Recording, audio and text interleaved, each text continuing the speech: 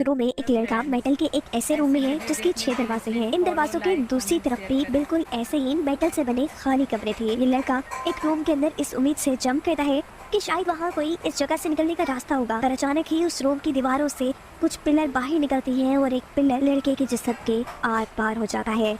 ये लड़का मर चुका था, जिससे मालूम होता है कि ये जगह एक डेथ ट्रैप है। अगले सीन में ऐसे ही क्यूबनुमा रूम के अंदर 3 लोगों को दिखाया गया है जिनको कुछ याद नहीं कि वो यहाँ कैसे पहुँचे हैं। उनके पास उनका कोई सामान भी नहीं है। इससे पहले कि ये लोग सिचुएशन को समझ पाते, एक आदमी इनके रूम में जूता गिराता है और ये जानने के बाद कि ये रूम सेफ है, वो हिरोशी नाम का लड़का इस रूम में जंप कर देता है। कुछ देर बाद इस रूम में एक लड़की भी आ जाती है और अब जब हिरोशी इस रूम से भी निकलने के लिए अपने ऊपर वाला दरवाजा खोलता है तो वहाँ से उसी लड़के की लाश आकर कमरे में गिरती है जो पिछले ही सीन में मरा था, जिसे देखकर ये सभी डर जाती है। एक लड़का तो दूसरे दरवाजे से यहाँ से निकलने का प्लान करता है, पर हिरोशी उसे रोक कर कहता है कि नहीं, ऐसे किसी भी कमरे में जाना सेफ नहीं है। वो अपना जूता पहनकर कमरे को चेक करता है। जूते के रूम में जाते ही तेज आग ने उसे जला दिया था, जिससे पता चलता है कि कुछ कमरों में खतरनाक ट्रैप्स है जो मुख्तलिफ सेंसर्स के जरिए ऑन हो रहे थे और अगर ये लोग उन ट्रैप्स वाले कमरों में चले जाते तो मारे जाते। ये सब अब जूते फेंक कर कमरों को चेक करते हुए आगे बढ़ते हैं और एक रूम में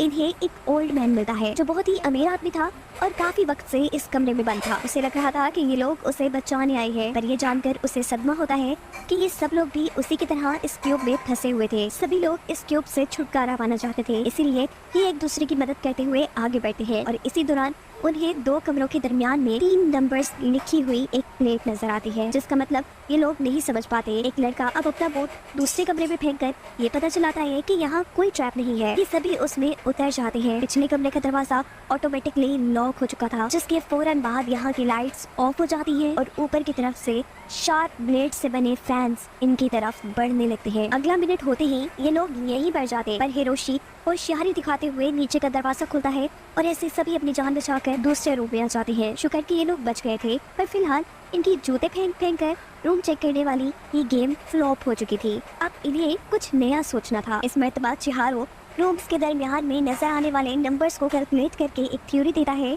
कि यहाँ जितने भी रूम्स हैं उनकी गेट पर इवन नंबर्स लिखी हैं, सिवाय एक गेट के जिस पर प्राइम नंबर है।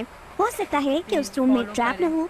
अपनी थ्योरी को प्रूफ करने के लिए वो लड़का अपनी जान पर खेलकर उस रूम के अंदर जंप कर देता है। ओह गॉड, उसकी ये थ्योरी सच निकली। यहाँ कोई ट्रैप नहीं था। अब इसी फॉर्मूला को यूज करते हुए ये एक के बाद एक रूम में जा रहे थे, लेकिन जैसे उनका सफर खत्म ही नहीं हो रहा था, रूम से बाहर निकलने का कोई रास्ता था ही नहीं। आखिर में वो एक ऐसे कमरे में आकर रुकते हैं जिसके साथ जुड़े बाकी सब कमरों की एंट्रेंस पर इवन नंबर लिखे हुए थे, मतलब उन सभी कमरों में ट्रैप्स हो सकते थे। ये वापस पिछले कमरे में जाने का फैसला करते हैं, पर वो दरवाजा तो परमानेंटली लॉक हो चुका था। सब चिहारों को दोबारा कैलकुलेशन करने को कहते हैं, लेकिन सब फ्लॉप था। ये एक एक करके अब सारे रूम चेक करते हैं और इन्हें मालूम होता है कि यहाँ एक रूम ऐसा मौजूद है जिसके अंदर साउंड सेंसर है। ये लोग बगैर आवाज किए उस रूम से गुजरकर दूसरे रूम में जाने का फैसला करते हैं और जब आखिरी लड़का उस रूम से गुजरकर दूसरे रूम में आ ही रहा था तो गलती से उसका जूता साउंड सेंसर वाले रूम के अंदर गिर जाता है। चोट की वजह से यहाँ लेजर ट्रैप एक्टिव होकर उस लड़के की टांग जख्मी हो जाती है। ये लोग दोबारा प्राइम नंबर वाली थ्योरी का इस्तेमाल करते हुए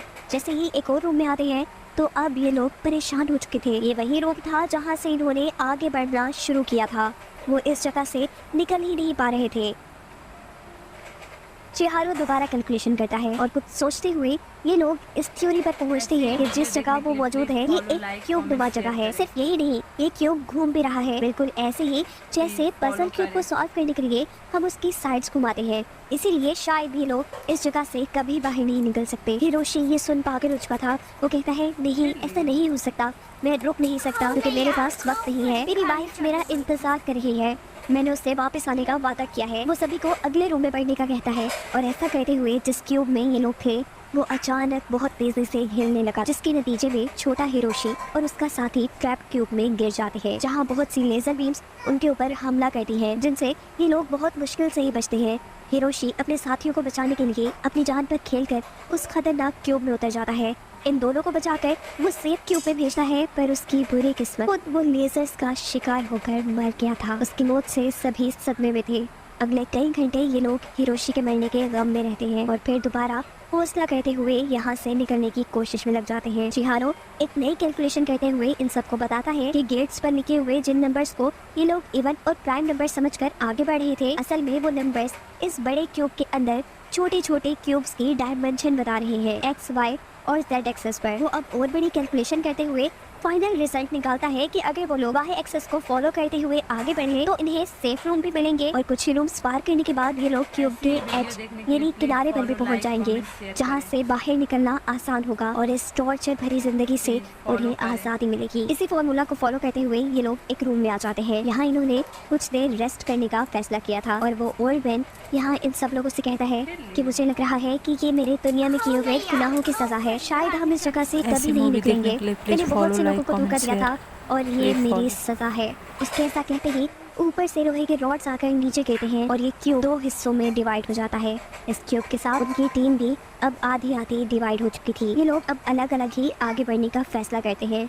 ओल्ड मैन और शिंजी दोनों को ही मैथ नहीं आता था, लेकिन हार वो भी मानने वाले नहीं थे। चिहारो, वो लड़की और उनका दूसरा साथी अब अपनी कैलकुलेशन करते हुए आगे बढ़ते हैं। यहाँ एक स्क्रीन थी जिसमें चिहारो के साथी को उसके पास की बुरी यादें दिखाई जाती हैं, जहाँ उसके भाई पर दुनिया ने बहुत ज्यादा जुल्म किए थे। वो सुसाइड कर रहा था लेकिन उसने अपने भाई की जान नहीं बचाई। ये सब देखकर वो गम से पागल हो जाता है और अपना सर पकड़कर रोने लग जाता है। चिहारो जो छोटा बच्चा था वो भी बनने वाले लड़की की स्टोरी देखकर सदमे में इसलिए आ चुका था क्योंकि दुनिया उसके साथ भी बिल्कुल वैसा ही जुल्म करती थी। दूसरी तरफ शिंजी और वो ओल्ड मैन जूते फेंक फेंक कर रूम्स को पार कर रहे थे और यही वो ओल्ड मैन शिंजी से कुछ बुरी बातें कहता है। वो कहता है कि जवान लोग काफी जज्बाती होते हैं और ये सब सुन शिंजी को गुस्सा आ चुका था। वो गुस्से में बिना कुछ सोचे समझे उस आदमी का सर दरवाजे में रखकर दरवाजे को बार बार बंद करता है और उस आदमी को मार देता है। सीन दोबारा दूसरे ग्रुप की तरफ शिफ्ट होती है जहाँ चिहारो उस लड़की को बुज़दिल कह रहा है क्योंकि वो ना अपने भाई को दुनिया से बचा सका और ना ही मरने से। चिहारो खुद अब बहुत ज्यादा डिप्रेस हो चुका था, वो जीना नहीं चाहता था, इसीलिए वो इस कमरे का नीचे वाला दरवाजा खोलकर एक ट्रैप रूम में जंप करने का फैसला करता है। लेकिन इस मर्तबा दूसरा लड़का अपने गिल्ड को खत्म करने के लिए चिहारो को मरने से बचा लेता है।